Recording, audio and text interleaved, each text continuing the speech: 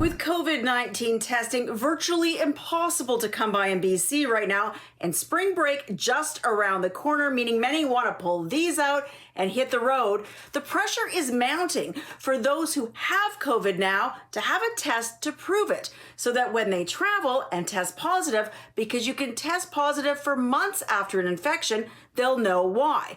If they don't have one, it can make it difficult for them to get into the countries they want to go to or even return back home.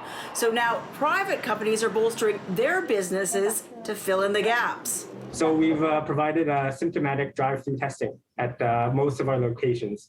We have 13 locations. This company expanding substantially to serve those with symptoms. More than 50% of them symptomatic. So they stay in the car, and then we just come out, and then do the swabbing for them.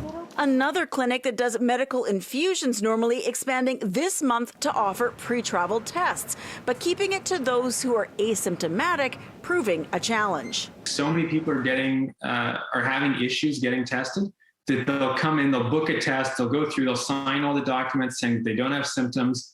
And then when the nurses get talking to them, they'll say, "Oh, so where are you traveling tomorrow?" And they'll go, "Oh, no, actually I was exposed the other day," or whatever it is, or they've got all these symptoms. And so we're having trouble sort of weeding out those people. They're breaking isolation with symptoms. It puts other people at risk.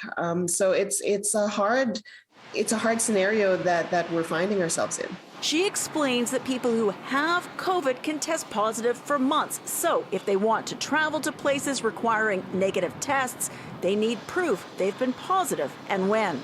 Because then they can show, no, I know my PCR test is going to turn positive because look, I had COVID X number of months ago and I have the test to prove it. Roundtree at Echo tends to think it's best for people to wait to see if travel requirements change versus stressing out over COVID testing.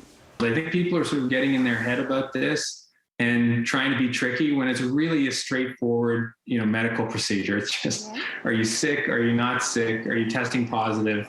Can you travel? Should you travel? There are indications arrival PCR requirements to Canada could ease in the weeks ahead.